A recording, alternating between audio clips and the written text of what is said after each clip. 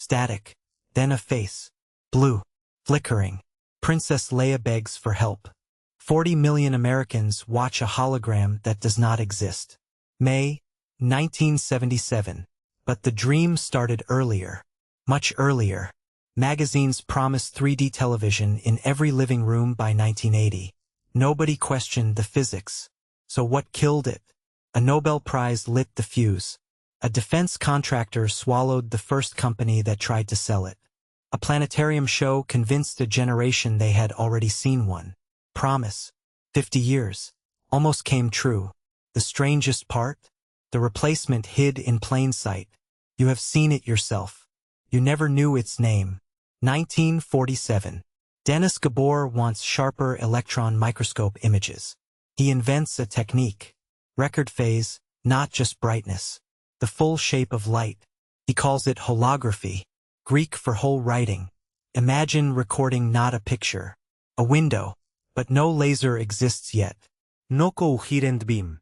The idea sits in a drawer. 15 years. What would it take to wake it? Michigan. 1962. Willow Run Laboratories.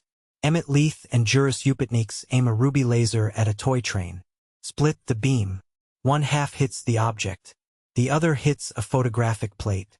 Where the wavefronts collide, they freeze. An interference pattern. A ghost in silver halide. Shine the laser back through the plate. The train floats in midair. Solid. Three-dimensional.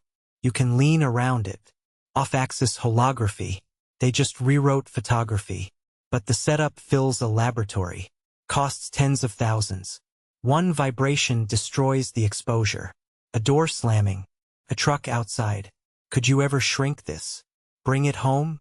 6 years later. Polaroid Research Lab Stephen Benton asks a different question. What if the viewer does not need a laser? He sacrifices vertical parallax. Strips one axis of depth. What remains changes everything. A rainbow hologram. Viewable under a light bulb. Under sunlight. The lab loses its lock on depth. Holography escapes. Galleries. Magazine covers. Shop windows.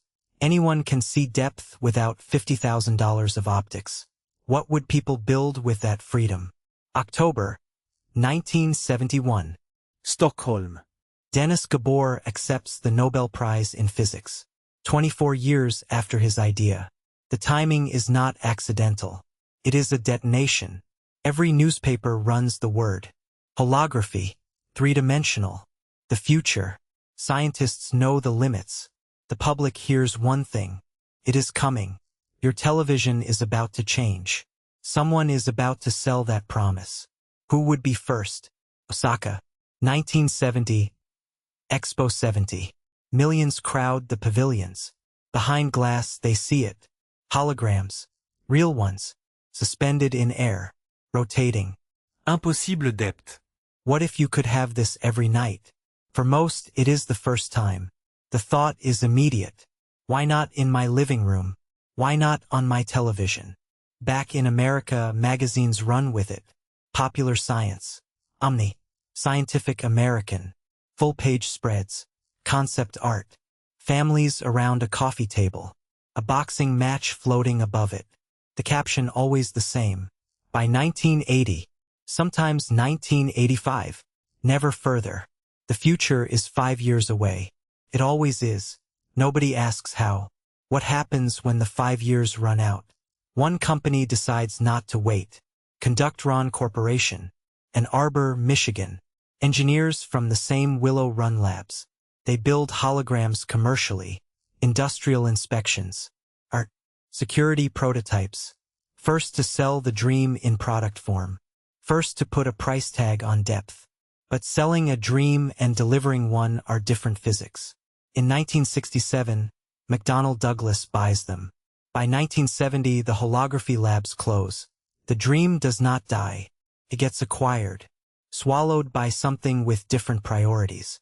What does a defense contractor want with holograms? Who inherits the promise? May 25, 1977. Star Wars opens. First act. A droid projects a blue figure into the desert air. Princess Leia. Pleading. Flickering. Volumetric. The audience gasps. The effect is not a hologram. It is a film trick. Nobody knows.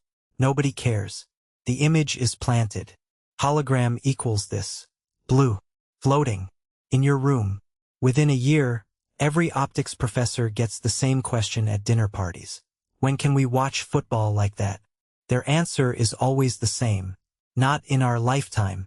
November 1973. Griffith Observatory.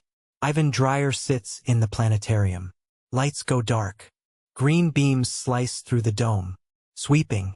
Dancing. The audience loses its mind. It is not a hologram. Two mirrors vibrating at high speed. Steering a laser point. Vector graphics. Flat. Two-dimensional. But in the dark, with music, it looks like depth. It looks like the future. Dreyer calls it Laserium, the first continuously running laser show in the world. He had seen it at USC, Elsa Garmeyer's lab. A helium neon laser bouncing off a mirror. Simple. Almost accidental. What if something this simple could fool everyone? Dreyer thought. Planetarium. Music. Admission. He was right. Lines form. Laserium Tour. 12 cities want one. Concerts adopt lasers. Discotheques install them. The aesthetic becomes the definition. Laser equals future. Laser equals hologram. The public does not distinguish. Why would they? The light moves. The light dances. That is enough. Enough to replace television? But aesthetics are not physics. A mirror draws lines on a wall. A wavefront reconstructs volume. Not the same. One is a painting. The other is a sculpture made of light. The gap is the entire bandwidth of the problem. Nobody in that planetarium knows it yet. What happens when the lights come up? Here are the numbers. One holographic frame holds 1,000 times more data than a television frame. Not 10. 1,000. Multiply by 30 frames per second. Multiply by color channels. Real-time holographic video demands a data rate the 1970s analog system cannot carry. Not close. Not a gap. A canyon.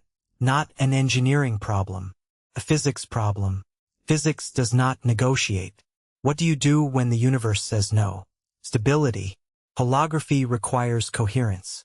The beam must hold fixed phase across the exposure. Every frame.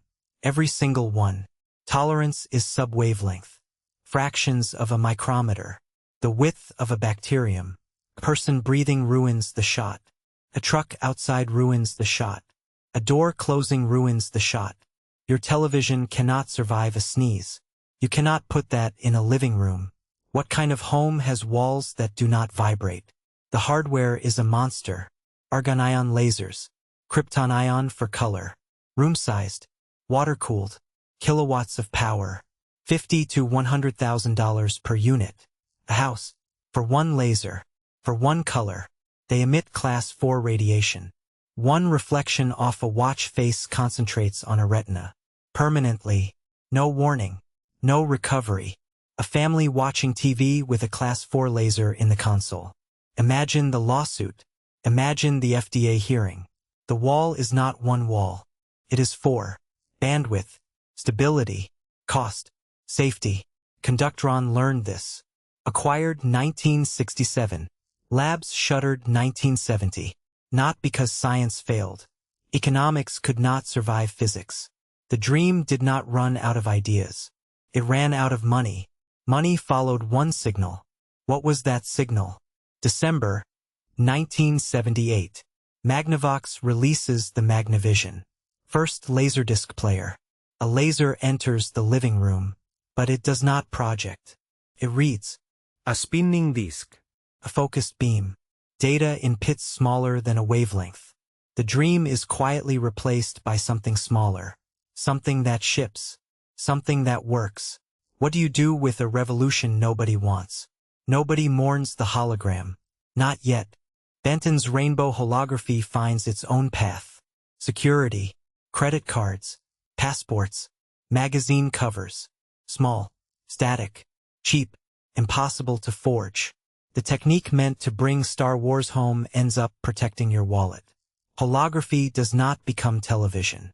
It becomes identification. Was that the plan? Or did the dream choose survival over spectacle? 50 years later, the problem is not solved. But closer. Light field displays. Computational holography. Apple Vision Pro layers digital objects onto your living room. Not holograms. Not yet. But the dream is in the room. In London, ABBA Voyage fills an arena with digital avatars. They call them holograms. They are not. Screens. Clever screens. The audience does not care. They never did. What will they accept next? April 2012. Coachella. Tupac appears on stage. The crowd erupts. Headlines say hologram. It is not. Pepper's Ghost. 1862. A sheet of glass. An angled projector. The same trick Victorians paid to see ghosts. 150 years later, the illusion works. The want is older than the technology. The want is the engine. The 1970s promised a hologram in every living room. 50 years early. Maybe 60. But that stubborn, impossible promise. Your phone maps your face in 3D because of it. The dream did not fail. Took the long way around. Maybe that is how revolutions work. Slow. Quiet. Then suddenly. Subscribe. The next chapter is already being written.